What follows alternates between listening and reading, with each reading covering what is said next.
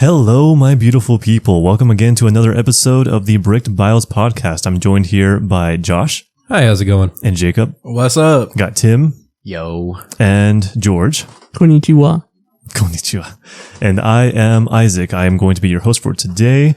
We did talk about a few gaming related topics, with Battlefield 6 and Call of Duty. We, mostly were bashing on Call of Duty. They seem to be pretty irrelevant when it comes to the actual game scene.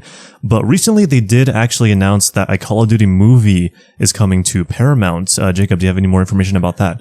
Yes. So, IGN posted an article, basically the article stating that there's going to be a live action Call of Duty that was with Paramount. They struck a deal today. And then let's see. Does that say that the people that were doing Top Gun Maverick are doing it? Yeah. Oh, so Top Gun Maverick mentioned Paramount as guiding stars. Oh, okay. I see what they're saying. That movie was pretty good. That one was good. That was a really good movie. My question though, what do you even do a Call of Duty movie about? That makes it related to a video. Like Call of Duty is just a military sim. What's one good story that you guys enjoyed from Call of Duty? I guess like the original Modern Warfare trilogy? Yeah, Ghosts. Or like what about the Black Ops series? Did you guys not like that? Well, I liked, the whole side story with Reznov and like Alex Mason and stuff. But the problem is that one never ended. Like, cause they kept the story going and it was kind of convoluted towards the end. Whereas the Modern Warfare 3 or the Modern Warfare trilogy, the original Modern Warfare trilogy, not the one they're working on now. Call of Duty 4. That one had Modern Warfare 2 story from beginning to end. See, that's my concern. They might be doing like a live action series or something like that. How would you guys feel if they did something like that where they try to adapt? They're talking one of about the a games? movie, not a series. Oh yeah, so really? Yeah. IGN posts, and so this is from the official blurb from today's announcement.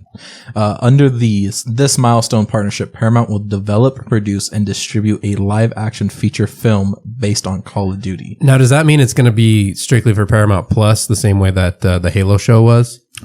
Probably, most likely. Well, if they do a show, I would imagine that. But if they're doing a movie and them talking about how they're going to try to use Top Gun as like the guiding light or whatever. You think it's going to go to the theaters? Then I think it'll be theaters because Paramount was behind that, and they actually did a really good job of that one.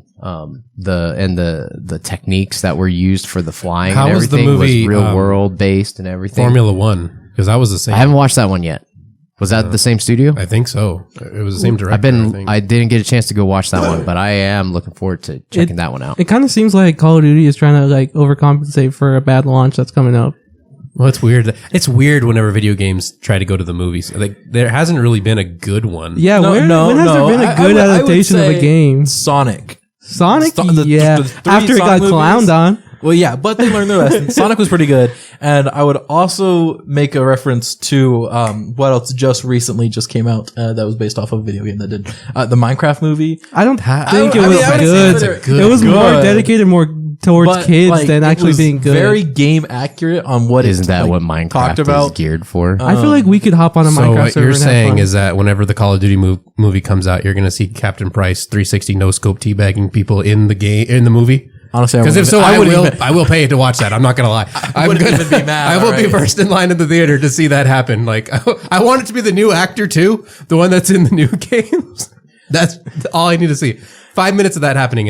What would you do if you saw Master Chief's actor returned in this Call of Duty movie? At the end is just like a little nod to the gaming cinematic universe. Master Chief like comes out of the shadows without his armor. That would be funny. I'm sorry. That would be good. So, I mean, my only, I guess, concern at the current moment is you can adapt a Call of Duty story, but how do you make a movie feel like Call of Duty? Without just making it feel like a military movie? Yeah. Like what I don't think it can go away from a military movie. There's no way they could do anything but that's else. what I'm saying is how do you adapt Call of Duty into a they movie? Start slide canceling some Omni movement, some Palpatine stuff. Originally, like Call of Duty was trying to go the more cinematic route, especially like with Call of Duty 4, the original Modern Warfare. And, so I can see it being a gritty war movie if they do it right. But you're using characters that everyone is familiar with. Like I could see it being General Shepard in there. You kind of already have that Price. with movies like Black Hawk Down and like yeah, but not that storyline. Well, yeah, I mean, those are based on true stories and things that have happened. And I think if they go back, I mean, Hitman was based on one of the games. I don't think all of them were, but the first one, I can't remember which one it was based on, but that they went back to the game that people were familiar with, the storyline. But I think I see George's point is like, what's going to differentiate a Call of Duty movie from just your generic military action? yeah. Nothing other than it's just got name recognition. I want to mention, Unless they act Call of like Captain Duty- Price or anything like that, or they just try to adapt the Mason, game. yeah. Yeah, adapt the game to like a movie. My thing is Call of Duty going more cinematic was obviously them trying to replicate military. They movies literally and had a make it mission similar that to was similar to wait the till it Wolverines. gets to Call of Duty movie number 10, just like Fast and Furious, start- You guys and then remember they're going to space. All right, now we have. Are we gonna Infinite get a Warfare. side feature of Call of Duty Zombies movie? I was going to say, you're going to get so copyrighted because there's literally a mission in Modern Warfare 2 where they're ripping off the, what's that movie? The Wolverines, Red Dawn. You don't remember From that Elden one? Ring? Where the Russians are invading Virginia? Oh, and they're yeah, like parachuting in? Yeah. Like they literally pulled that from the movie. Or And one then thing had they that in could do, Call of if Duty. you don't want to buy the Call of Duty game, it's just like the cutscenes skip the gameplay. That's just the think you can movie. look that up. Straight into multiplayer. I would hate that so much. Imagine that they just did that. Oh, and then you see Nicki Minaj running around. Have they confirmed man. either if it's live action or animated or I guess It live is action, animated. most likely probably going to be live action. It would be stupid of them to do animated. I feel like. unless they're going to add some music. You and never know. K-pop, you know. yeah? What if there's like what if it's a musical? Call of Duty the musical. Does- Hey, with the amount of characters they got in current Warzone, I wouldn't be surprised. Yeah, they got like what you said, Nicki Minaj. I know that. Although Snoop Dogg? Yeah. would you guys be mad if you saw Beavis and Butthead in the new Call of Duty movie, and it's the Ryan Gosling and what's his name from SNL? Is that even a question? Yes. I think that'd be. We all know that'd be Tim's perfect opinion Call on of Duty this because reference. of how much he absolutely abhorred the direction that Warzone went with all the crazy skins and stuff. Yeah.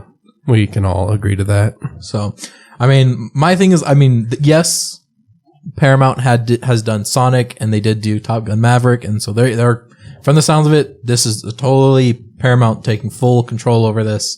But let us also did also Halo. remember they did Halo, yes. Except for Halo. Yeah. But I so heard keep that in mind. I heard that season 2 was a lot better than season 1, but I know season 1 was pretty That bad. was a So really low bar to cross Yeah. over, and Yeah, and all they honestly, did was they started moving in the direction, like the first season had absolutely nothing to do with Halo or The original anything like Halo, that. yeah. And Yeah, season the 2, they're like, Chevy- all right, we're gonna Chevy start Tahoe. going back. back. To But the that problem with storyline. Halo They were season already too 2 far off base. is Reach happened in an episode, and the whole first half of the game, Halo 1 happened in like the end of an episode. So Yeah. they skipped so much of the They game. missed out and on one of the made best up some other stuff. games. yeah, Like, could you imagine just season 2 all being Reach and seeing, the people's despair like you did in the I mean, games? it of just I feel brings like a tear to knowing my eye. Reach. I feel like they You didn't could've even had, have to like, do a- it about Master Chief either way too. They could have done like Noble Team or don't worry. something else. That's not our Master Chief. That's Jimmy Rings. Jimmy Rings in the lead. All right. But yeah, so Call of Duty is confirmed to be making a movie with Paramount, and so we'll see what comes out of that one. I'm guessing they don't have any trailer, no other information it's just besides been the announced. announcement. About the Just an announcement, announcement. yeah. yeah. Well, speaking of trailers, then another topic that Josh had brought up was game trailers that we haven't seen any updates on. Josh, you have any examples of I that? think it's hilarious that Elder Scrolls 5 was, I gotta get the numbers right. Well, the trailer for Elder Scrolls 6 is older now than Elder Scrolls 5 was when the trailer came out. It is, and that's, yeah. And then you have that one, and then the Knights of the Old Republic remake that came out, and I have had no updates on that game whatsoever. I know that one And- I was looking forward to. I need to know, like, even if it's like, it's not happening or it is happening, I need something. It's been 4 years. One thing I have to throw shade at a specific company, Rockstar, for not giving a lot of information on the new launch GTA 6 next year, because they're pretty scarce and pretty They don't like throwing out any trailers. I remember when Grand Theft It took Auto- like a whole year to release another trailer. I mean, they in the trailer that they showed, they said that there is gameplay footage, but we still haven't gotten gameplay footage. I feel like of what to be actually expected. it kind of just looked like cutscenes. What? Which I mean, they're pretty impressive if that's the case. But still, I want to know what the game is going to play like. Yeah. And kind of see what's being added. Because I mean, if we can go off of what like Red Dead 2 did with how like immersive that world is, I would definitely like to see. Well, I remember when Red Dead 2 came out, there was a whole like 20-minute trailer that was explaining the mechanics of the game, gave you a brief story, and showed you like just some little fun facts about the world that you were going to be exploring. So I don't know why you haven't seen anything like that from Rockstar on regarding GTA 6. I mean, I did just see a post. We're getting a lot of posts, so it's not videos, but we're seeing things like, oh, they're going to add surfing. They're going to add weather mechanics, like specifically hurricanes and flooding. So, I mean, that would be cool to show us some stuff. I mean, it's not going to be like, I don't want a full 20 minutes of just one thing. It would be cool to have little snippets of these things happening in the game. Yeah, I don't know. I just feel like we've been waiting a long time and we're still glazing GTA 5 a lot. GTA 5 is now 12 years old. Yeah. How different could 6 be from 5 though? Like, what do you think they could Wildly do? different. That 12 years of like technology advancing. I mean, I've heard that they're like rebuilding water physics for flooding and different weather. Yeah, that techniques. game, GTA 5s have been on like 3 generations of consoles. So, like, they It's built the hard game to for remember it Xbox because, like, 360. At this point, we've only seen it on, they have the enhanced edition now, but you've seen it on the newer consoles and PC. But when it first came out, it was an Xbox 360 and PlayStation 3 game.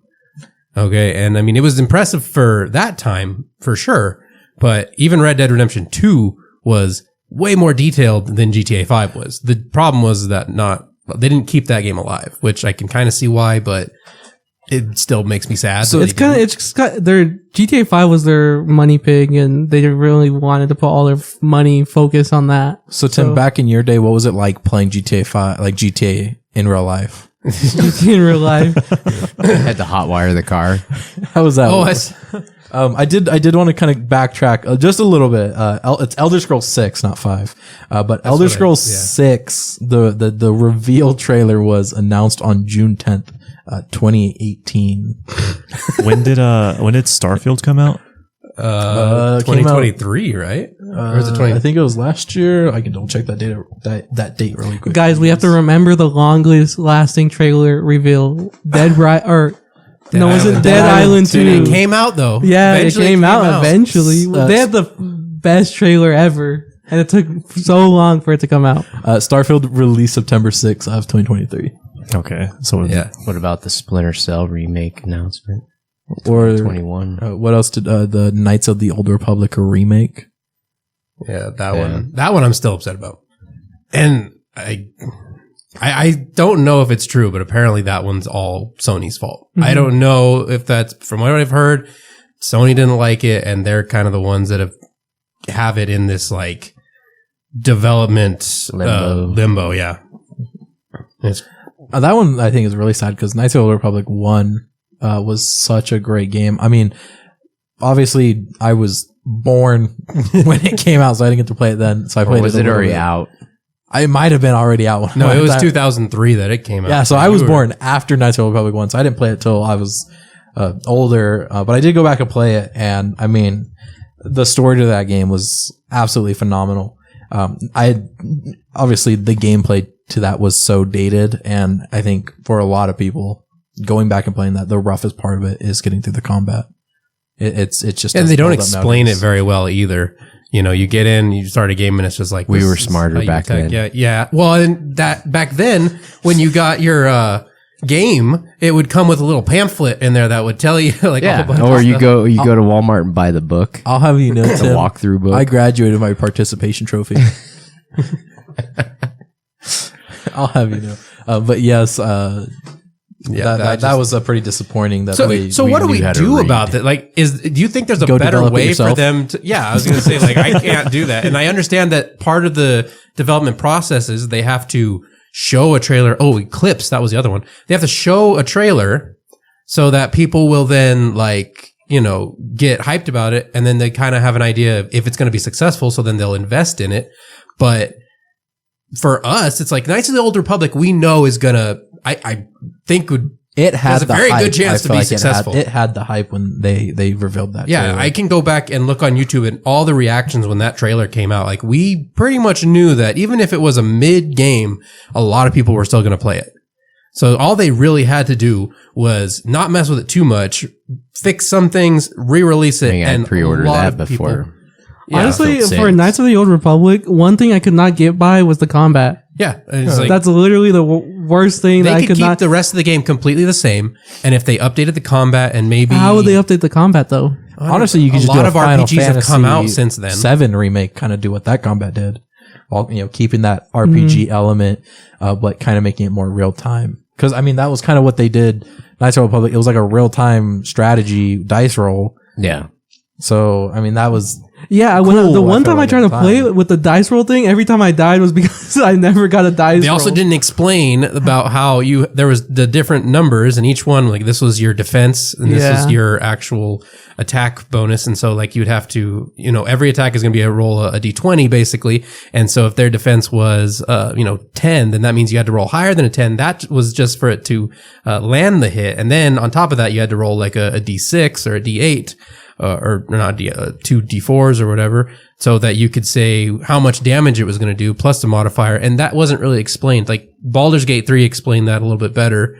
It's similar. I feel like Baldur's concept, Gate but 3 was kind of a little more simpler in terms of that, because they actually show you the dice roll. They actually show why this happened and why that happened. That's my point, is that there have been numerous games that have come out since then. I mean, that was 22 years ago. Holy. But a lot of stuff has gotten better since then. So there's things that they could do to improve upon it. George, we were smarter back then. I can't really talk because I didn't play it Also, until it just like might 5 be a years game ago, that's so. lost in time. No, I don't think so. Speaking of another game, that actually had a little bit of gameplay that you could participate in that never came out, was Silent Hills PT. Didn't that end remember up that? becoming Death Stranding? I think Or, they ended like- up working. They They had like to a go- really big demo for it, and I remember back when I was a little kid, that was like such a huge thing when how scary it is, and then they ended up canceling it. But I think the problem was Kojima left the company, and then yes, they went on to go make Death Stranding, because that was when Kojima still worked. But Death Stranding has nothing to do with Silent Hill. completely PT, different. nothing. Completely Instead, they went and remade Silent Hill 2. So different. Do you guys remember Star Wars 1313? No. That was supposed to be a Star Wars game. Was it Boba It was- Fett? yeah. that you're supposed to be. you were supposed to play as a young Boba Fett, and you were it was set in the underworld of Coruscant, and it was originally supposed to play, I guess, similar to the way the Jedi Fallen Order games played, but you were a bounty hunter rather than a Jedi, and it was under development while LucasArts was still a company. And then when the Disney acquisition happened, then LucasArts they were basically closed, and so all their projects were abandoned. But there was like some gameplay footage that had come out. It looked really cool. It just never came out. Maybe with Lucas Games coming back, we might see a reimagine of that. I think that would be a cool one. Well, and then the other one, like I said, Eclipse, Star That's Wars your Eclipse. Outlaws fix. That Speaking of Outlaws, did you see that they're porting it over to Switch too? How are they so going it can look worse than it already does. And play Hey. way worse as well. I don't know who's gonna buy that game on Switch too, but they're porting it over. Did anybody buy it for any other console? Do you guys remember when Mortal Kombat 11 launched on the Switch? Those are some of the I bought that funniest game. pictures I've The ever seen. eyelids that they couldn't render, so they all just looked really straight at people. Just bug eyes all over. Unblinking eyes. Yeah. It was so funny. Another really bad example of a port was Black Ops 3 on the last gen consoles, the PS3 and the Xbox. Oh, that was a tragedy. It looked worse than a Wii port would have. Count your polygons. Polygons. Polygrams. Isn't New that the shirt lie idea. detector? Or polygraph? Look, man, I know word well. Dude. But so those are some games that have been announced, or we had trailers or something, but we never actually got to see anything else. I just find it weird that like, how is Elder Scrolls 6 not gonna like? Why would they push that back so that they could continue with Starfield? The whole thing with game development is just so odd to think about. Like especially with AAA studios, where they dump so much, like millions and millions of dollars worth of money, especially like in EA's case or an Activision Blizzard. Like they'll do that and like just release a lot of the time pretty big disappointments and like just have to deal with their losses. And then, yeah, like they have these trailers that hype you up. Do you remember Watch Dogs? Oh, yes. There was a lot of complaint about the E3 trailer about that. Yeah, it was like, it looked really impressive for the time. It was still like the PS4 generation, but it was like showing off something that was like very impressive with the rasterization technology, the weather effects, all the reflections, everything looked great. And then once the demo came out, Nothing. it was like that. super To be downgraded. fair, it was still a good game. The Watch Dogs. Do you remember Rainbow Six trailer on E3? Bro, that game was crazy on the E3 Complete trailer. lie to what the actual game was. That game looked so good on the trailer. I remember when that came out. But to be fair, the game on launch was still pretty good. No, it's not. But we're not going to get into that. Oh, it's like the movie industry. There's tons of movies that are probably never going to be released that are made, or they're released just straight to video or whatever, streaming now. And it was the write-offs. So then it's just, so you have studios and game developers throwing a lot out there, and then they see what sticks. That makes usually those couple things that stick generate enough of the revenue to cover pretty much everything they need. And the rest are just write-offs. They're losses. Now, speaking of write-offs, did you guys hear that Wildy the Coyote, they made a animated film that got canceled because the Warner Brothers studio CEO used it as a write-off. But there was a lot of complaint about that. So apparently that is supposed to get a theatrical release coming soon. And that was, I think, about a year ago when they canceled that. And word got out about it. And then people were kind of upset about it because we haven't gotten Looney Tunes in forever. We did just get was it the Day of the World? But Daffy Duck and the Pig. Yeah. Which I watched. It was a good movie. It was entertaining. As Looney Tunes should be. K-pop Demon Hunter. K-pop Demon Hunters is the best thing I've ever seen in my entire life. We're back to this again. George, cover your ears. He's cracking his knuckles. Yeah. Stop glazing K-pop Demon Hunter, please. Well, that'll pretty much wrap up our discussion on the gaming topic. Now we're going to move over to technology.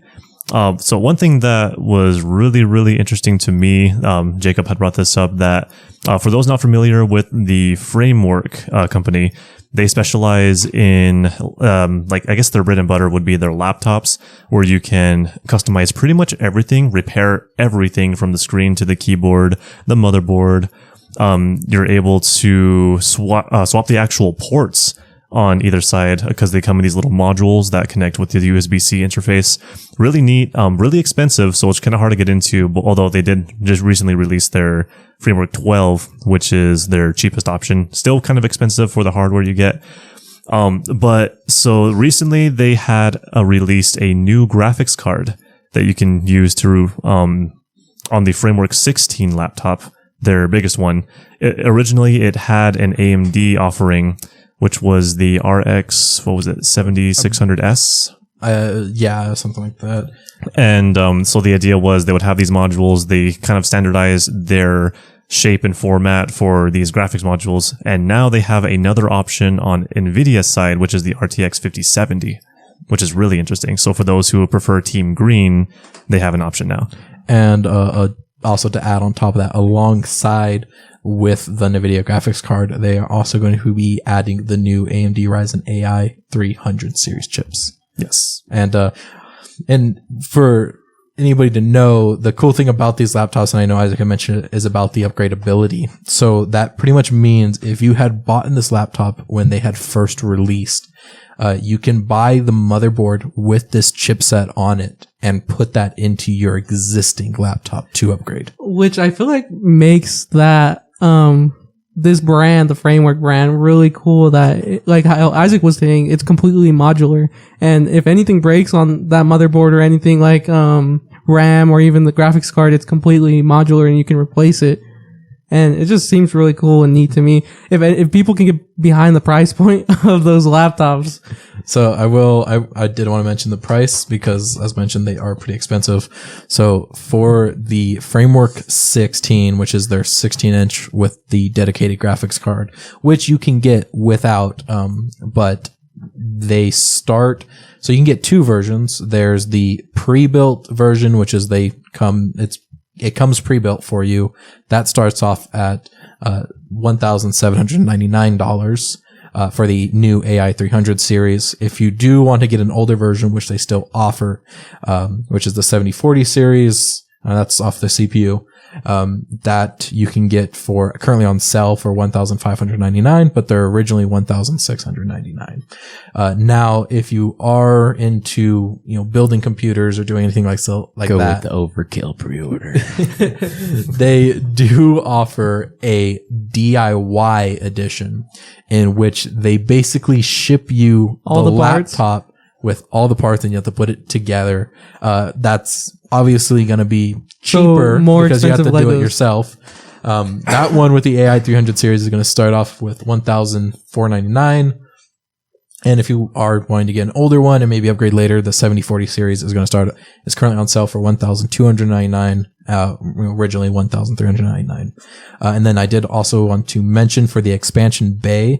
So the 5070 is going to run you. So I'll try to do quick maths. So if it's $1,500 regularly and goes up to $2,150.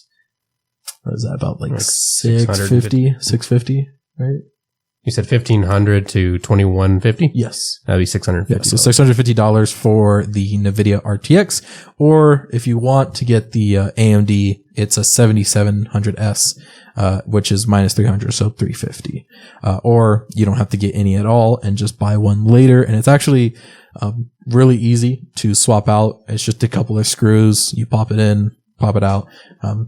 So yeah, pretty cool invention. I'd Now, say how's go the check out cooling Free on Cool. these? Yeah. Has they had any? It's what you would expect from a typical laptop. Maybe a little bit louder, but it's really not bad considering that most gaming grade laptops with dedicated GPUs will be, jet engines if you push them really hard. So One thing I did notice from a lot of people talking about the framework is since it is completely modular, I feel like a lot of the parts and components are a little bit cheap feeling. And I know a lot of people say that some of the parts feel like they're loose or not completely intact. So I hope they fix that with this new Framework 16. Well, now is Framework the only company that is developing these parts, or are they going to start branching out to other companies to, implement fixes or better quality parts? To add on to that, as far as I believe all the chipsets and graphics cards, that is all handled through Framework at the current moment.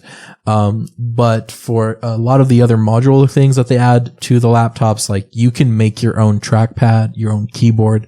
That is stuff that Framework has on their GitHub so that people can 3D print their own, or even if you want to sell stuff like that. Now, obviously it's kind of a smaller market, and so don't expect to have a ton of things at the moment. But they definitely are putting it out there for people to go and do. And I feel like, the market comes with the price point as well, since I feel like Framework, like their laptops aren't really in high demand. And they're usually like a generation behind when it comes to like processors. Like I said, they're just getting the 300. Like what compares, if you're buying like a $2,000 laptop, why not get like a name brand? What's like, I don't see. The big selling point to Framework It's just the is modular repairability and upgradability. Yeah. As in you buy one laptop from them and you never have to buy You have another it for one again. 10, 20 years. And You just upgrade parts as needed. But I don't think this is towards the consumer that only wants a laptop to work. Like if you're willing to spend $2,000 and you only want your laptop to work and be able to do stuff and be productive, I don't think this goes towards that consumer. Now, I do see what you're coming from. A counter argument, though, Framework does put really detailed QR codes that lead to a tutorial on how to do anything, and they're really detailed, and it's on every single component of the laptop. So something as simple as replacing memory that really anybody can learn to do. It doesn't take, a lot of effort, especially on their laptops. Framework has guides for anybody to do that, as well as they provide the screwdriver for all the screws that you can ever need. And they're all like the same screws. So you don't have to worry about different screw sizes. They even give you extra screws in the laptop in case you lose one. And then obviously you can always take this to a repair shop and somebody will know what they need to do. And it makes their life easier, makes your life easy. Cause like go to MacBook, if something breaks on a MacBook, you have to buy a new one. Repair shops don't really have that resources to fix what, if it's a memory or if it's a storage problem. I mean, it's soldered to the motherboard. Apple really locks down their storage system. You're kind of out of luck. Whereas Framework, even if you don't know how to upgrade your SSD or replace it, you can take it to somebody, and for them, it's super easy. I feel like this really only goes to like a specific type of audience. This is a niche audience. Yeah, it's really a niche audience. But I can see because I mean, if why you're more people can get somebody into that it. wants to be building these things, you're probably. It depends what you want it for, but if you need something higher power, you're gonna more than likely go with a desktop or Yeah. And then if you need a laptop that you're gonna have this much customizability, it's like I don't know. It's like a very specific use case. Like I said, I feel like if you are willing to spend and get past the higher price point and you're completely fine with it being completely modular and the fact that it might break like Legos when you drop it, that's completely fine. That's any laptop, dude. Now, I'm not sure, and Tim can kind of elaborate a bit more. As far as a business would go, would there be any ideal to why getting a Framework laptop that's super repairable would be a good option compared to just getting with like Lenovo, Dell, or HP? The warranties and stuff. Yeah, the warranties. That was what I was thinking was usually with the laptops for work, we'll look at getting warranty. I've actually just switched to staying with the regular warranty. I've done research to see like how often are we using it, like the 3-year next business day warranty, and for how much we were spending, it was like, nah, it doesn't make sense for how often we're using it. Stay with the regular warranty, and then just the amount we spent was enough to just buy a new laptop if needed. This could be interesting because of the say someone gets into a different position and now they need a laptop that needs a little bit more RAM or something. So instead of going and getting a brand new, or they need a higher end graphics card, instead of going and swapping out a whole new laptop for them, let me order that part and then upgrade it. Now, so that could be pretty interesting. Do you think if this is successful that Lenovo, Dell, and HP will start implementing something similar in I there? could see them doing that, but it really has to, I think to George's point, this is a small market. And only specific people would look at doing this. I think it's pretty cool. It's a neat idea. But if that market was to grow, then I could see some of the bigger names start to maybe do something like that. It's really funny to think about that though, because not long ago, back in my day, so now I'm like the middle age group of this group.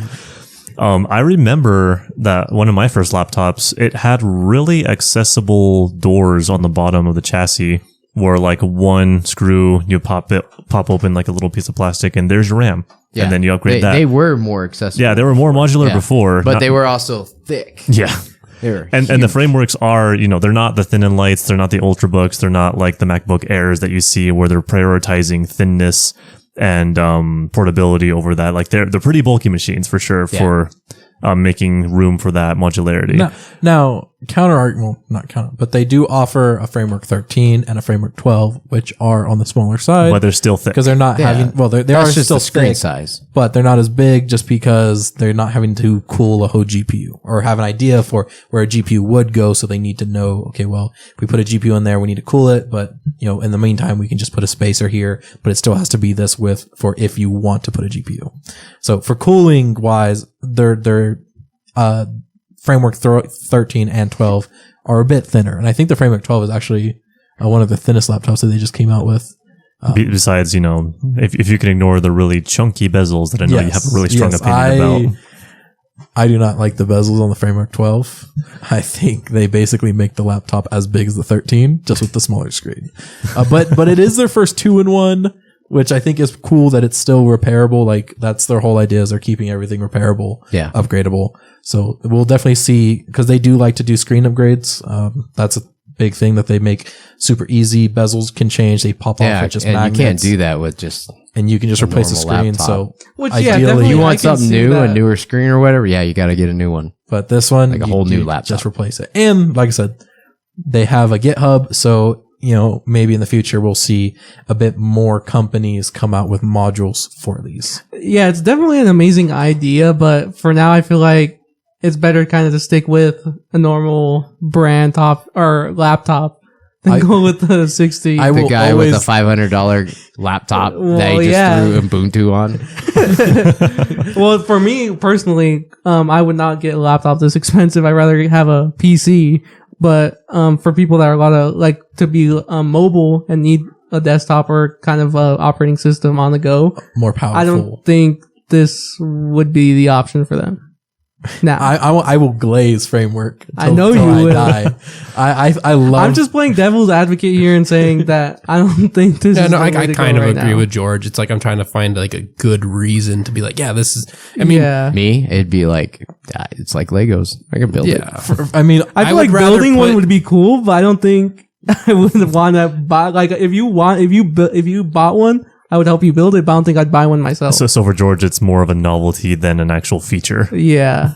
See, for me, I think because you can buy plenty of other laptops that have like that a little bit of modular. But then you got to buy another one in 3 years. Do you have and then another one in 3 years? Motherboard and CPU on said laptop? So then in 10 years' time, you spent as much or more for 3 laptops compared to potentially one of these with a few upgrades. Mm-hmm. Yeah. And like I said, I think that's their the idea that you can go from like, for example, and I don't think they go back to old, Jacob, but you can go like 10th gen Intel to 14th gen, and all you had to do is replace the motherboard CPU. Like I had mentioned, it's a very good concept. It's just not there yet. Like the price isn't there. If they made a super low end one, like maybe as much as like a MacBook Mini.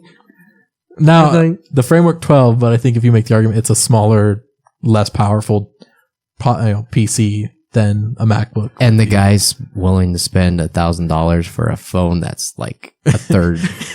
And guess what? That one breaks. There ain't no fixing it. The thing is, I use a phone more than I use a laptop.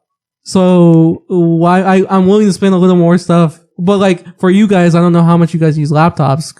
But like I went back to this argument. When I went back to this argument, I don't think for me personally and for the average consumer, I don't see this. George is average. He said it. George he's an average guy. Average consumer. Average consumer for a laptop. I think that name's taken. All right. I think we have to go by something else. Average consumer for a laptop, because for me, I don't use laptops a lot. But like someone who needs one, I don't see this being the way to go yet. So for you, you're only like right now would be Framework needs to drop the price a bit. And you might consider it. Yes, but also I don't know how much of a demand in the market there is for the price to even drop. Because even if you go with the Framework 12, you are missing out on other opportunities with another laptop with the same price.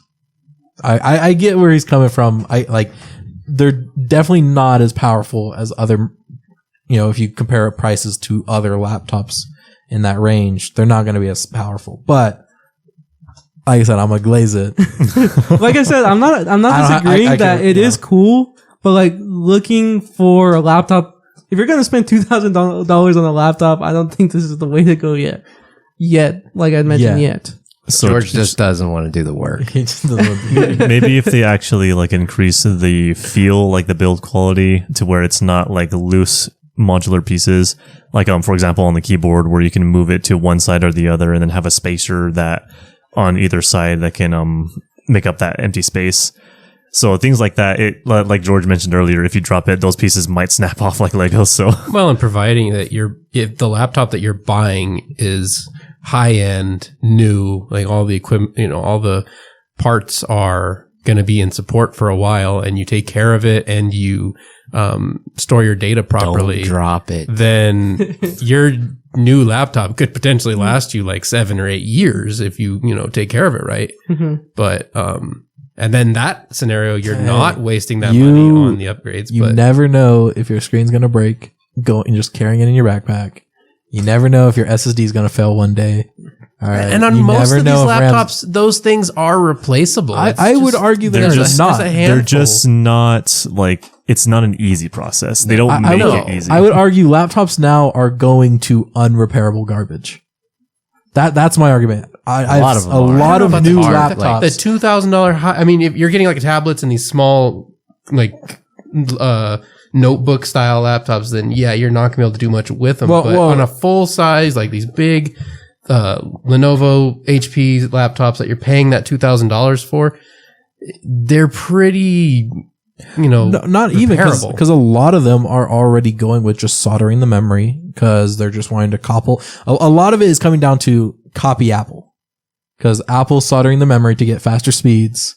Removing the headphone jack from everything. They're removing ports. All right, that's a big thing. I cried. They already got rid of the CD player. A lot of laptops are starting. I feel like we're seeing less and less ports, especially useful ports that like with Framework, and I don't think we really touched on it, but Framework lets you pick which ports you want on your laptop. So you can have an SD card reader, I only an have Ethernet 2 USB ports on this thing. That thing is huge. Yeah, I was about to say, Tim's over here looking at his laptop, but it's like as thick as my. For our listeners, Tim's laptop is as thick as an encyclopedia, not George's. All right, he's an average guy. Dude, this is thin, man. That is But not like, thin. for my laptop being so thin, it still has an HDMI. It still has a USB. Does it have the drop down Ethernet? No, it doesn't. Well, no, it doesn't. No, it does not. No, But it doesn't. See, but I also made sure mine had an Ethernet port. That was one thing I looked for at the time. see, Yeah, but Framework, working in IT, that's something You that's can- you- needed. Or, you can buy an Ethernet port. Otherwise, you have the adapter. You can to have get an 4 adapter. if you want. You can have 4 That's Ethernet one thing I ports on do your like Framework. about the Framework is the ports are completely customizable. So that my thing right now is with the way laptops have been moving, especially if you're talking about like George is talking about like getting high end, more of that price point, those price point of laptops, I feel like you're not getting replaceable RAM because they're going to solder it. Like I have the ZenBook S16.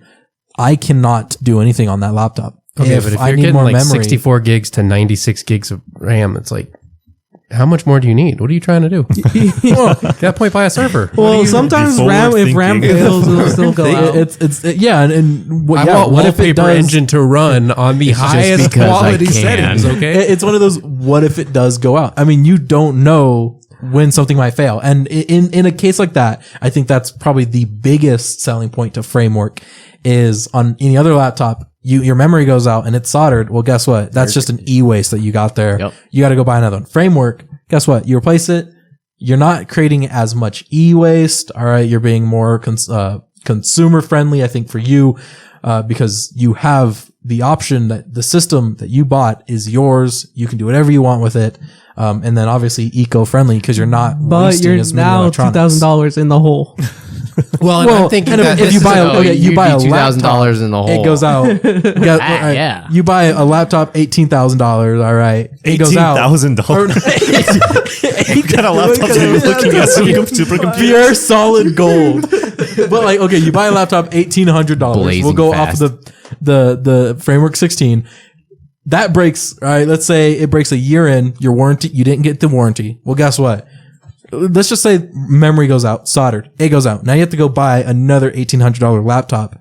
Right there puts you $3,600 down the drain. well, don't go buy the same model if you're going to get. But what I'm saying is Go with the $500 model. What I'm doing Put Linux on it. in Framework's Exactly. case, you spend $1,800. Let's say a year from now, your RAM goes out. Well, and you do replace it. What? That's $100, $160. I like this idea. I think that there needs to be other companies making parts for, or there needs to be. I feel like if Lenovo, TP-Link needs to get involved in I making feel the like- network adapters. Okay, I'm just All like right, stuff like that. I'm just saying. I think with this idea, obviously, we need to support it, because this is a consumer forward company. So when are you buying your first one? Yeah, this guy was glazing framework, but he still went with the ZenBook. Like, how can you glaze a company and completely go the opposite direction of what you're glazing? He's calling you out. It's in the cart. True all right? story, bro. It is in the cart. I just haven't pulled the trigger yet. Okay. Okay, sponsor somebody. I'm not. Please sponsor me. Framework. Okay. Sorry what I said. Okay, I'm not gonna lie. Forget George. I'm not gonna lie. I think one of the biggest selling points to why I went with the ZenBook compared to the framework was it had a better screen. Content. You wanted to make content for your YouTube channel. I want to make content for my YouTube. So getting the OLED, it had a newer processor at the moment. It had an OLED touch screen. I think the main thing was the newer chipset. Framework just didn't come out with it at the time. And looking back at it, a framework would probably be a lot cooler to have. But you could have got a framework and then purchased. And then upgrade it later. I could have. I should have thought about that. Framework, I'm so sorry. Please forgive me. But the thing is, this guy was talking about framework and thinking about, I want to get a framework before he even got the ZenBook, but he still went with the ZenBook. Yeah, there's priorities at that time. And like, whenever you buy technology, you usually look at what's available now rather than being like forward thinking. Yeah. And then buyer's remorse happens later. So my buyer's that's the remorse trend. is, I wish I went with a framework. I don't even have a laptop right now. I'm going to be honest, guys. Hey, framework. You're listening. We have a guy. He needs a laptop. We'll glaze you in a review. I agree. So on the, You have to give us all frameworks, please.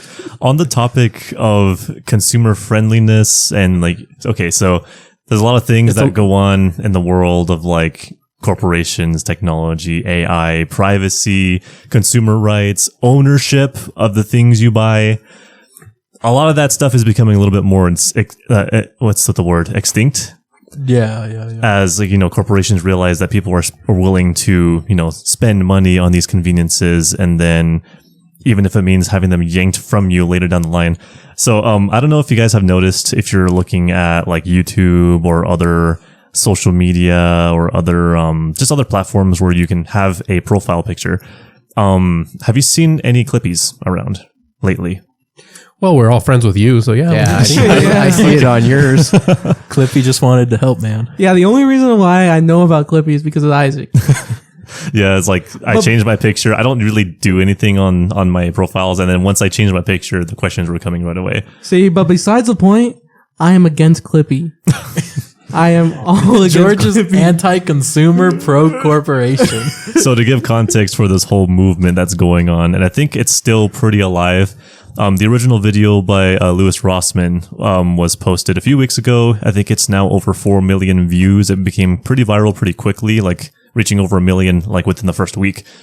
And it's he basically goes over the fact that starts off with a story about Facebook where they notice that a teenage girl will delete one of her pictures, and they will use the algorithm to like single her out and say, oh, she's probably feeling really like insecure about herself. Let's advertise some beauty products.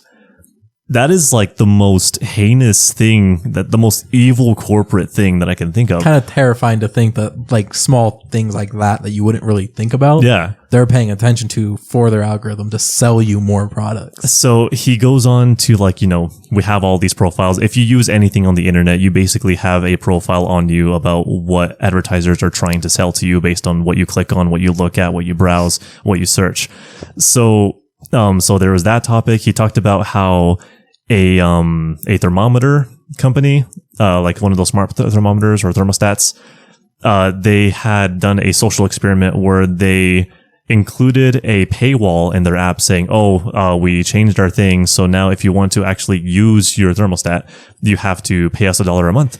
And then they later revoked it and saying, it was just a social experiment. We were just seeing if you actually wanted to do it. Didn't it come out that like Amazon Alexa was listening like 100% of the time? Yeah, for sure. That's why I went with Google. I was going to say, I never wanted the one. same thing. When I had my Google Home, and I'd always mute it because I just don't like that thing. And then eventually I unplugged it, but I always had it muted. But if you said, hey, Google, that thing would answer and say, I'm muted at the moment. And it's like, you're muted. You shouldn't respond to me if I say, hey, Google. But you're obviously listening to me. So I unplugged it right after that. So this whole movement is trying to like raise awareness of the general public of like, and actually it's kind of focusing more towards like making corporations notice that those of us who hate these practices of not owning things, everything's based on a subscription, not actually being able to keep control of our own data, having AI just kind of taking over a lot of different industries. That, like I mentioned before in a previous episode, that I am very anti-AI for the way that it's trending right now.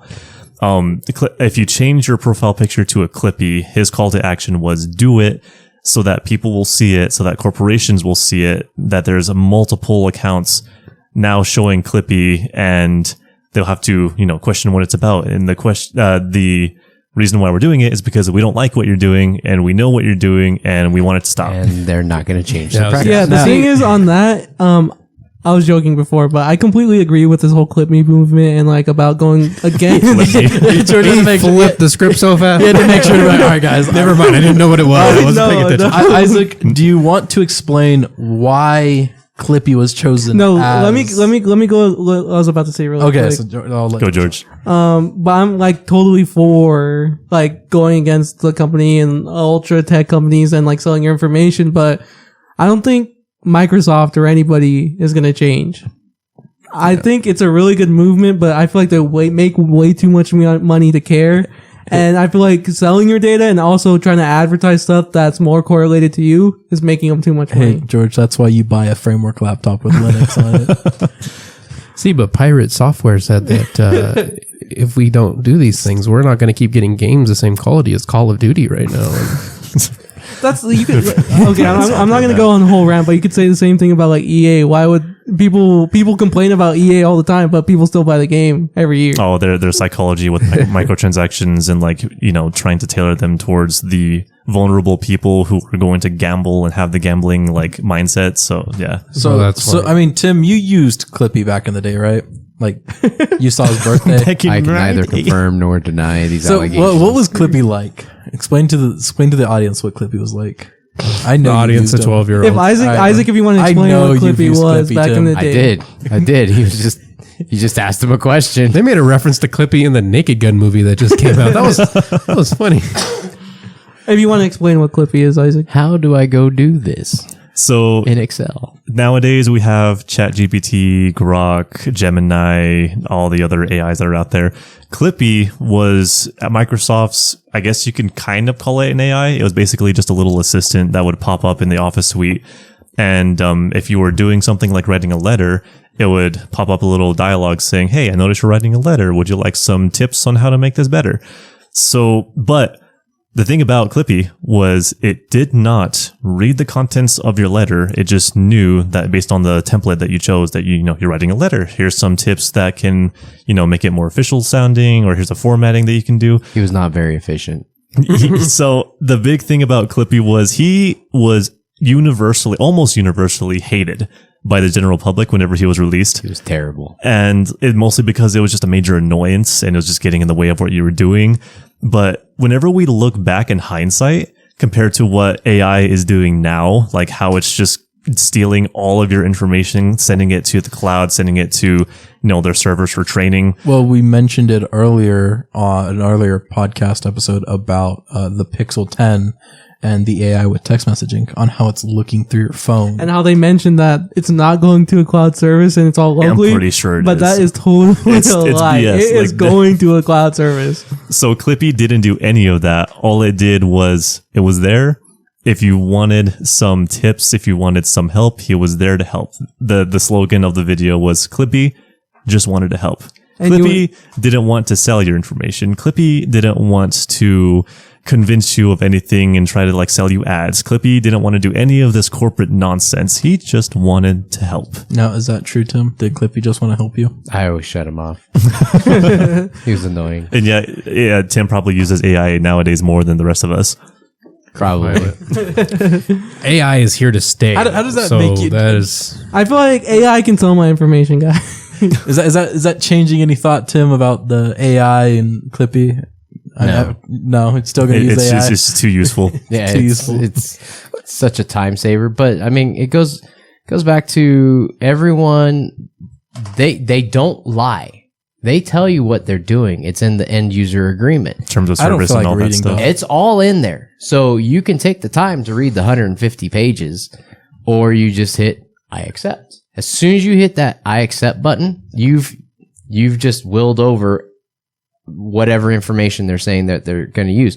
So that is, and that's what they're going to go back to, but that is up to the individual person to go through that. You want to take that time, or you just want to go, oh, I have my brand new iPhone, I'm just going to accept everything that's here.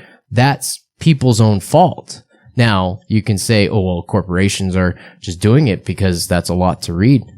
Well, Well, they're not forcing you to use the software. They're not telling you have. If you don't accept Nobody it, then has to have a Facebook account. Yeah. Yeah, nobody Nobody does. has to do So this. it still so goes glad back that to I the deleted mine. individual user to know what they're getting into. And if you don't understand that, then you need to use AI to find. But it's like we said earlier, there's good and bad with everything. I mean, with Yeah. social media in general, I mean, it's not great to be on it all the time or to, have your, see everything that's happening. Pretty much, it you can post, be you put depressing. anything out there, it's going to get out there. But you can also get a lot of useful information and find new entertainment. And like probably the same way you're going to listen to us, if you do, is you're doing it through some form of social media. Yeah. So You guys are sounding real corporate. Like I said, it kind there of. could, it's You not against the bootlickers. corporations. I can I'm kind of not- compare. Wait. I can kind of compare Jacob and the framework. Like Jacob's gonna be complaining, or he's gonna be glazing the framework, but he's still gonna go buy his book. Jacob's gonna be complaining about major corporations selling his information, but he still has a Facebook, he still has an Instagram, he's still using AI every single day. It's not that we're against necessarily the corporations. It's the practices that they're doing. Or they need to be more transparent, or they need to, Well, Well, like how Allow Tim us was to saying, They are pretty transparent pretty with transparent. the terms. I think there It's needs- just people. they could summarize these things. But I mean, you can use AI too as well. I but think they there could. almost needs to be some sort of regulations to protect consumers against big tech and kind of the practices that they're doing. Because I mean, let's be honest, and you that's don't really need a what- Microsoft account, but most people need Windows. And that's to do where, anything. well, then you get into, all right, how much overreach should government have? And all that. That's a whole different subject. and then it starts getting into, the rights of the businesses Yep. and all and that then, stuff. And so. then it's going to be, well, who's the government to tell me that I have to follow this rule or that corporations have to follow this rule? So it's just a cycle, never ending cycle. And Go support Framework. I mean, They're consumer friendly. So George brought up the thing that, with this movement going on, simply changing a profile picture, it's not doing anything besides just it's just raising awareness. But he did say that they care about money. So like in my case, I refuse to touch Windows ever again. I'm purely Linux on every device that I purchase. I just slap on Linux on there. I have moved most of my Use accounts Windows every day at work. because I have to. Hey, he didn't pay for that license. Yeah, the company gave me that. I am forced to use it. So I moved most of my accounts away from using my Gmail, which I still need to use for Android. But now I moved it over to a Proton email. So I'm like taking the steps to try and like distance myself more and more from big corporations, from, contributing to that, so that at least in my tiny little water drop in the ocean, I'm making them make less money, at least a little bit. yeah, I feel like you, it goes down to like what you're willing to do, Isaac, because you do a lot of stuff a lot of people wouldn't do. Not- So that does bring like up how a many people point. are going to do what Isaac does? Like, That does bring up a point, and I would like Isaac, if you want to go into it, to de-Google your life, to kick Microsoft to the curb. What sacrifice did you have to make? Like that, maybe a normal consumer just can't do it because they're tied down to this. I wouldn't be this able to do mega it tech. because my whole thing is I like to play video games, and I like to specifically the games that I play will not work with Linux. You have to have, or well, I guess it could, but it's just I way feel like, harder. yeah, to do. everything is really, I feel like they develop software, anything for it to be on Windows. Now, counter argument, you get more people going to Linux. Well, now there's a reason to why game studios would have to start supporting Linux. What was the percentage on like Steam? What's the percentage of how many people on It's Steam like are using 5%. Linux? I think they may have broken 6% recently. Yeah, I don't think that's Now, enough. wouldn't that majority of those people be just running Steam Decks? Probably. Probably, but how many? but That's not really That's much of still an a market. incentive. That's still a market And I have one of those. So, But you got the other side that's like, 95% of people are using Linux. Or not Linux, Windows. I feel like there's not much of an incentive to make or optimize a game for Linux people there's not. when there's only 5% of people actively using Steam, actively playing games on Linux, when you have the whole other side of 95% of people. And this on also Windows. extends over not just to games, but for general software. Like the Adobe Suite does not work on Linux at all. And I wouldn't want to touch it anyway because it's a subscription service, which I hate. And so I usually just find alternatives that exist in the open source community with their software that even though it's not as polished. So I pulled up the Steam. that's the name of why the podcast is named what it is because Isaac has bricked multiple computers. I've bricked a single BIOS, okay? Tim probably has done more than I have. So I don't know about BIOS, but I did pull up Steam's hardware survey. Windows is sitting at 95.59%. Linux is sitting at 2.64%. Okay. And So the that's reason for Steam why users. people aren't gonna move to that is because you can't play any multiplayer game that's an anti-cheat. And most of those, probably like 2% of those are Steam Deck users. I would look at the top games on Steam. I don't think any of them can be It's played. gonna be like what Isaac plays, like Binding of Isaac. Look, there's a lot you can play. It's just, it's just a not the lot of competitive My ones. thing though is if people don't move over to Linux, there's no reason for companies to actually make it for but Linux. that's the funny thing. It is becomes like a double-edged sword. Linux has always been the we're gonna stick it to the man operating system. I mean, ever since it came out, it's always been that operating system. It's the rogue operating system till Mac created their kernel, and then they corporized. Made it more corporate. They modeled off of Windows. Well, was it Windows first? Mac first? That was Mac OS, Mac the OS original was first. Then Windows did it better. Then Apple changed their model to commercialize it more. And then you had those wars. But Linux in general, just like Like, well, we're gonna Linux, stick it I to don't the think man. Linux is hurting because most of their it's open source. They're not. yeah, open most of source. it's open They're- source. There's some good ones that are for like your Red Hat and things like that. They're more for production like that you do pay a subscription for. I and do things feel like that. Linux, there is really good about Linux, but like, I don't see myself building a $2,000 PC and sticking Linux on there. I've Like, done it. I've done it. I don't understand that. Like, why am I going to build a $2,000 PC and completely limit it by how Because you much just Linux left can it at do? $2,000, not $2,250. I think everybody should at least look at Linux, give it a try. Because I mean, if How was your experience with Arch, sir? it was, hey, you do not have to go Arch. All right, you have plenty of. I get the idea that Linux is complicated. You have so many different flavors, and you don't know what you're hearing terms that you don't really understand. But there are, I would say, two really main operating systems on Linux that is very beginner friendly, and that's going to be Linux Mint and Zorin OS. I think they make it pretty straightforward to how the desktop works, how Linux is. And I think for a majority of people, I mean, if all you do on your computer is go to Google and use a web browser and just browse around. DuckDuckGo. Or even if you have like an old computer, once like if again, you have an old computer as well, that Windows isn't maxing out the CPU usage, like Linux is going to bring that down a little. Oh, like freaking Windows 10 is losing support at the end of the year. If And you have a machine that's still In functional, October. yeah. If you have a machine that's still functional, but it doesn't meet the requirements for Windows 11 officially, you can probably Unless you want to pay. yeah. You can hack your way around it to get Windows 11 installed. But Who knows that's- how long that's going to last? But that- Linux is an option. That's only if you're like what Jacob said, if you are only Googling, browsing around, and only doing I stuff think like that. you might need to look into, okay, what do you do on your computer and does it work on Linux? Because there are some things that I would admit just they do not work on Which Linux. that's actually, that could be a good solution for like older generations that they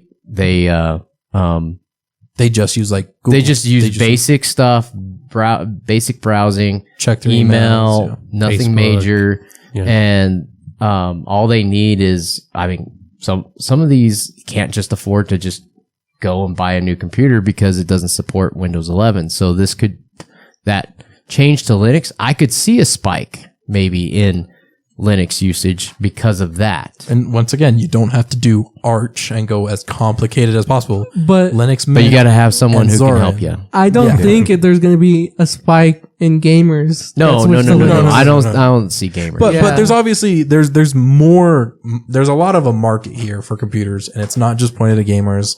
You got people who just need it to, well, it's like Tim said, check their emails, they go to browse, they watch YouTube, and they kind of just use it for Google, or I mean, you just have people that they just need text documents, which LibreOffice is free on. You Even can get it on video Windows. editing can be done through Linux. Yeah. Through the KDN Live, Blackmagic, Audacity works on DaVinci. Linux.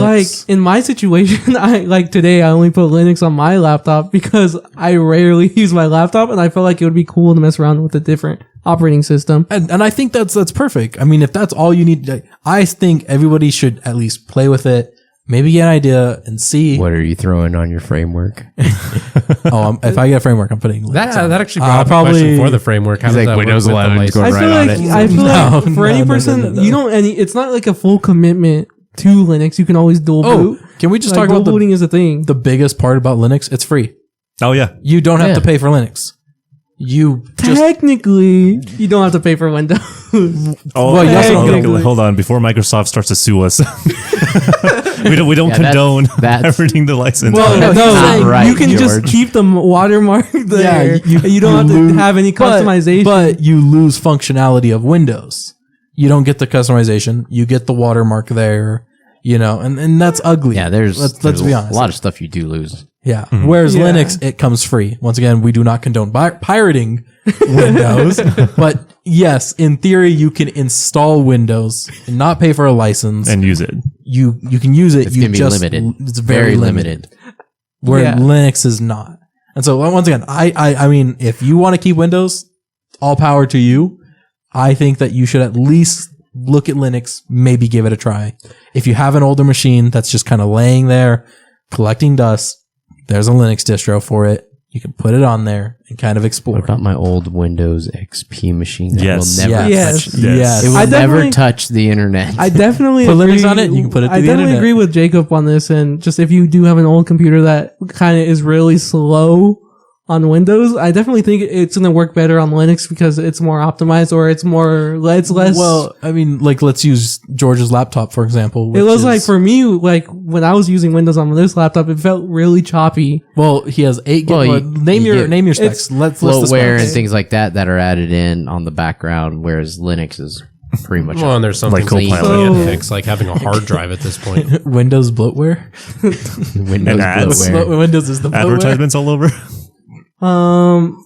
I forgot what the specs were here, but I know I have an Intel i3 and I only have 8 gigs of RAM.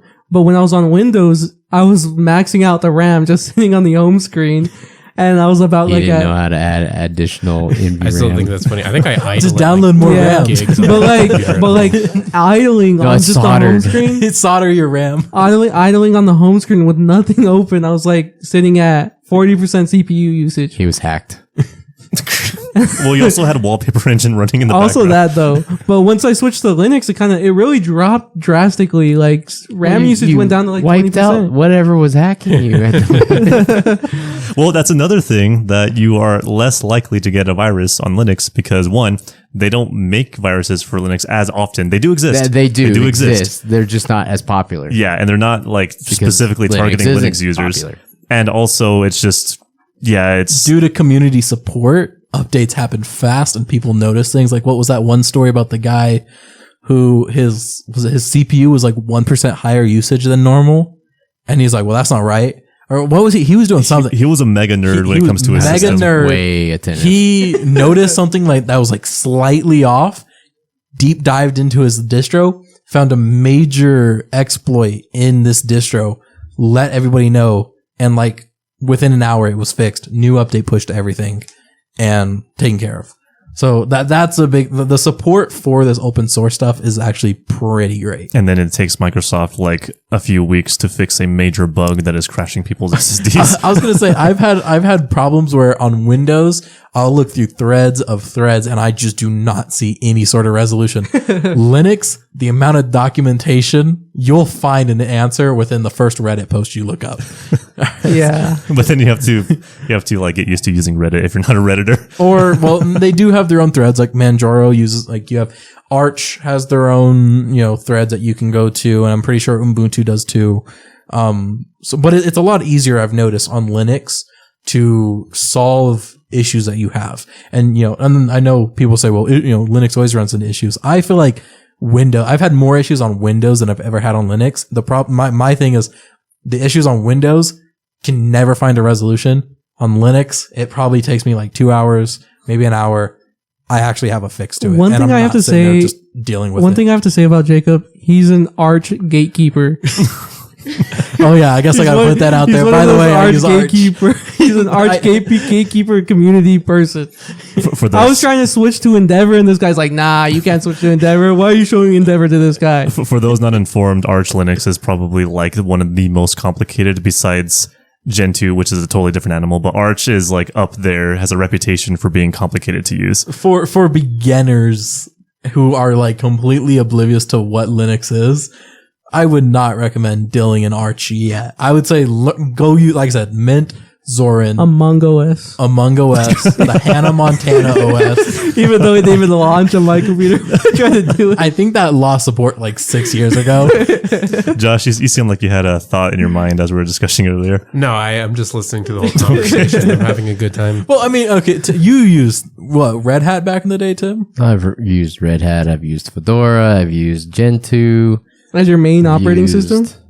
I know, just on systems that I built back in college and everything. Ubuntu. Those are the main ones that I've messed with. And Ubuntu, they even have a server edition and your workstation edition, regular GUI style edition, and I've used both of those. So there's like literally, we're probably in the thousands of distros at this point that exist out in the world, but there's like probably a couple dozen main key ones. I was gonna say, honestly, it's really not that hard to find kind of a main distro to run off. Like one Google search, like Linux distros for beginners, majority are probably going to give you the exact same answer. Plenty of articles on it. Yeah, like it's not like if you see Arch, they lied. But like, yeah, it's not hard to like. Yes, it can be scary because you have thousands of distros. But once again, one Google search, what are some top distros? They'll probably give you like top 10 lists. Or what's the one website that you guys were showing me today? Distro Watch. Yeah, even though I feel like the top 3 of the Distro Watch are pretty easy to use. Mm-hmm. Like Catchy, I know Catchy was up there. Mint. Well, and they all have like, if you click on them, users can leave reviews, so you can get kind of an idea of what to expect. And then another thing that I did want to mention about Linux is the fact that you can put it on a flash drive, boot into it, and actually use Linux without having to commit to an installation. Whereas in Windows, you install it, you have to go through that, wipe your drive to get on it. On a flash, Linux, you have it on a flash drive, you can boot off that flash drive to actually test it out to see if you like that distro. And you can, if you use a program called Ventoy, it actually lets you boot off of multiple ISO files. So if you're kind of like in the Linux journey, you can download a whole bunch of distros and flavors, and then you can test them out. And each distro is usually like around 2 to 5 gigs each. So if you have like a 64 gig flash drive, you turn it into a Ventoy drive. You can toss all of those image files onto the drive, plug it into your laptop, and it gives you a list of whichever one you want to boot into at that time. It's pretty easy.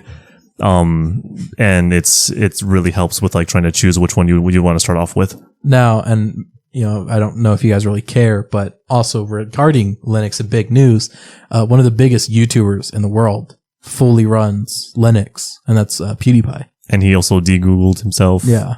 Which is funny because he's on YouTube. That was just recently though, right? Well, he recently built a PC and he's gone down a whole like computer journey and learning things. And I mean, anyone can do it. I mean, if even PewDiePie, he's having to use special programs and he's finding ways to work around that. So anyone can use Linux, just because and also it gets you away from Adobe. And I'm not even going to go down that rabbit hole of their practices, and a ton of other things. So I very advocate for testing Linux. It's out there. Take a look at it. Just one major point of why people are going to Linux is because it's the functionality. I feel like it's such a good operating system, but nothing is supported for it. I feel like if I would be on board for Linux, all about everything. He's all for that. Like I said, Go with Mac. He's anti-Clippy. But I feel like if everything worked and was supported on Linux, I feel like Linux would be the clear option for anybody, but it's not. Yeah, so if you can't live without Adobe, you're probably not going to switch. I can't live without my multiplayer gaming. That's kind of if you can't live without what's another example that you would do? Adobe's the biggest one. Adobe's Google Chrome. No, Chrome works. Chrome works. It's a Linux software. Online gaming. If you really need to play your League of Legends, you will not be able to play Battlefield 6 on Linux. I think you should probably go touch grass first if you do that. Like the ray tracing. No, but for me, like I'm a mint maxer. I feel like I need multiplayer games. Like a lot of multiplayer games are not supported on Linux. I know, like Sounds Helldivers like you is. staying with Windows, dude. I know. I support Windows to the end. He's like, did nothing wrong. They did nothing wrong here. All right, so Microsoft, if you're listening, just take all of his data and sell it. They already are. He's giving your green light to just take it all. Give me a whole bunch of When Windows he keys. signed the agreement. Copilot is like listening to this podcast right now, and it's stealing all the information that we spewed out, and they're going to use it to target us That's somehow. why I'm on their side, so they're not going to come after me. Exactly. Hey, Windows, give us some Windows keys that we can give away. hey, remember, always say please and thank you to the AI. So whenever they take over, they'll look at you like, nah, he was one of the good ones. One of the good ones. Well, I guess that'll conclude our discussion here for this podcast. I thank everyone for listening, especially to the very end. Really good discussions. Thank you, Josh, for being here. Yep. Thank you, guys. Thank you, Jacob. I'm glazing framework to the end. Thank you, Tim. You're welcome. And thank you, George, you corporate shill. Microsoft all the way. Y'all have a good rest of your day or morning or whatever time you're listening to this. See you guys. Peace out.